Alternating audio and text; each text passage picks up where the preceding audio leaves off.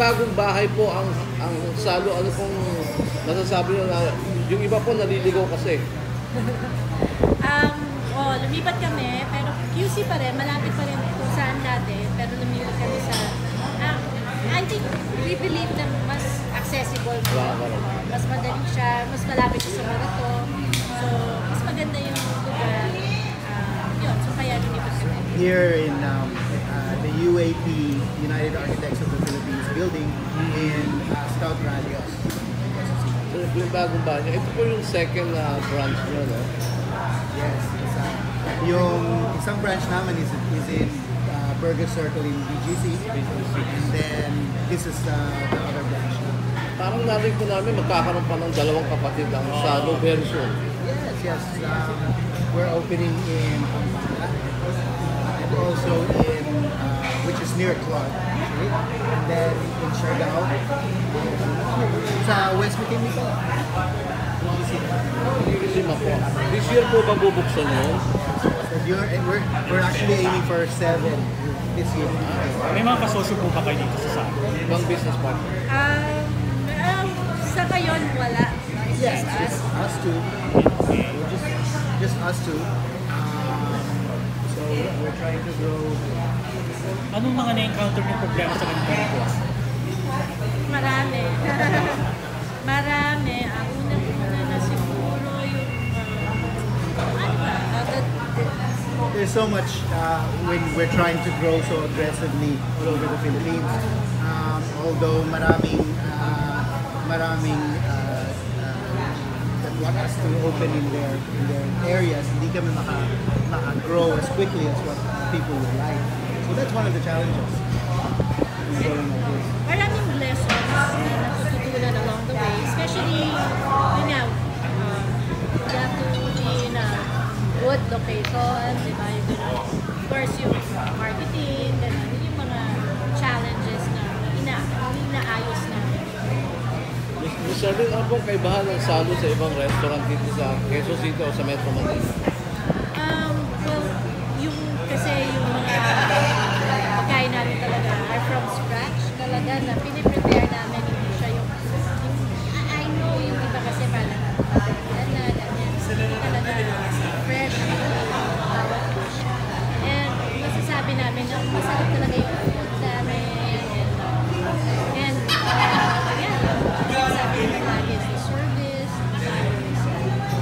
Nakikita po kayo ng mga customer si Mayor Herbert o si Yun din, pag nakikita namin, syempre, malaking bagay. Anong specialty ng Salo? Well, Salo is a Filipino restaurant. Pero yung best sellers namin are binagawang lechon kare-kare, sisig, crispy sisig ito, imbis na regular sisig na kapuli, pansit hab-hab, and beef pulma, Mindanaoan dish yun. Kasi we serve dishes from all over the Philippines, regional dishes. So from Luzon, Visayas, parang nakita po ako rin balbakwa. may balbakwa, mayroon, ano pa ba yung mga Visayas na pagkain? Sabi lang. Ano yan? May batuan. Batuan. Basta may Pero nandun pa rin ba yung parang KBL. Bangka. Nandun pa rin yung parang mapa? Meron nga pala kaming Pinas platter. Ang grupo yun. Ganun din. Yung nakaserve siya sa special na platter na pinagawa pa lang talaga namin. It's good for mga siguro 15 to 20 people. Pwede mo orderin yung buong Pinas platter or for only 7,170. Kasi 7,170 islands. So, or pwede mo orderin Luzon lang, or Visayas lang, or Mindanao lang. Depende kung ilan kayo. So, nandun na lahat. May pagkain, may ulam, may dessert. Yung po ngayon nag-sponsor kayo dito sa show ni Anton. Diba, bakit niyo po naisipang Sa mag-sponsor? concert niya. Sa concert na Shine.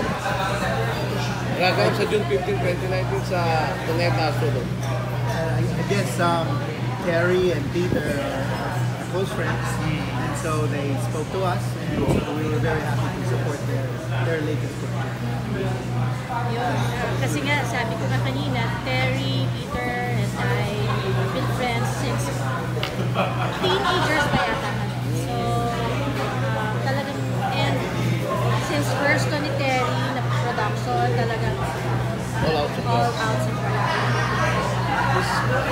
Arlene, busy po kayo dito sa business. Paano po yung pagiging kapatid nyo kila Mayor at kay Hero, lalo na si Hero, tumatakbo ngayon sa re-election? Yung support naman namin sa bawat isa, sa aming magkakapatid, lagi yun siya. Hindi nawawala yun.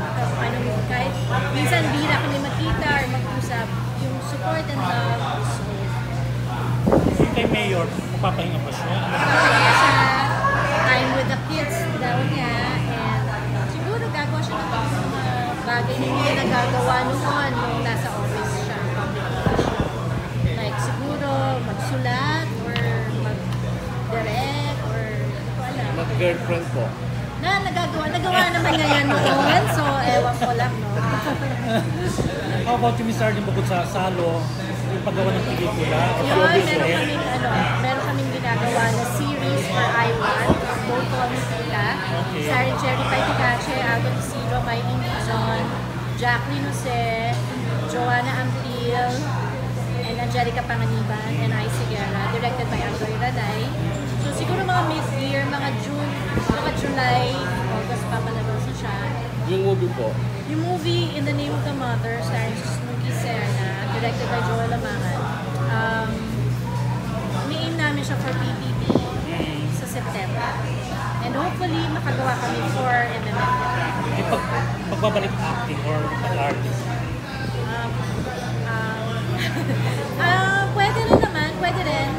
Pero hindi yun yung priority ko ngayon. Hindi ako pero parang meron pong narinig may plano maggagawa kayo ng rooming tatlong magkakapatid. Posible bang matuloy po yan? Posible naman, pero it doesn't mean na tatlo kaming artist na doon. Pwede. Producer. Sa likod lang ako ng camera, yung isa director, yung isa. Posible naman, syempre bakit? Sir Tristan naman, bukod sa salo, ano po pinapakala? Well, I have a property development company, so we make hotels and resorts. Right now, meron kami mga 6 projects in the Philippines, in Siargao, all over actually, all over the Philippines. So I'm very busy at that. Salon, growing salon. Nag-showbiz din po kayo dati. A very long time ago. That's entertainment. Ano pong Kabataan pa. Yeah, that's how me and Arlene know each other. Through That's Entertainment. Nasa Thursday group ako. Ni Arlene Monday. Monday. So nung umalis akong Thursday, doon naman siya pumasok. Yeah. Batang Pero nagkikita kami sa syempre Broadway. And every Saturday, di ba? Saturday Entertainment. So, we became friends back then. Mr. Arlene, nung nakaraang parang pa-birthday press sa mga press, parang natanong kayo kung kamusta kayo ni Romney, sabi mo naman. Okay na, we're friends. Kung may project po ba na may offer sa inyo, okay lang kayo magkatrabaho? Kaming dalawa. Sabi ko nga sa'yo, hindi ko focus sa pag-artista ngayon. So, siguro sa future, kung maganda yun, kung kailangan talagang kami, ganun. Pero kung hindi naman, wala, diba? Meron kasi. Miss Arlene, tapos ng election, pero dati kasi parang tinatanong ko kung may plano ka tumakbo ng mayor o mag-politics. Nasa utak mo pa rin pa ba yun sa mga susunod ka? Ano nga sabi ko nga, dati SK chairman ako sa Barangay Immaculate Conception, sa Quezon City din. So, hindi ako sarado sa ganung mga posibilidad. Tapos yung pamilya namin, mga kapatid ko, tatay ko, nasa ganyan larangan din. So, I'm open to hindi ako magdadalawang isip kung magkaroon ng tamang pagkakataon. Sumabak sa public service. Oo, kasi kahit naman hindi ako nakaka-posisyon, nasa public service pa rin naman kasi tinutulungan ko yung mga projects ng mga kapatid ko. Sa support, So, imbitahan niyo po sila sa salo. Okay, so dun po sa lahat ng nanonood ngayon, maraming salamat po sa pagnood niyo sa amin, and of course, iniimbitahan namin kayo sa Salu, the Filipino restaurant. Dati po kami nasa Scout Torillo, ngayon lumipat na po kami dito sa Scout Ralios. Sa UAP building, Scout Ralios. We'll see you all here and you're very welcome. Thank you. BGC. BGC as well. Sa Burger Circle in BGC. Salamat po, Thank Mr. you. Tristan at Mr. Arlene.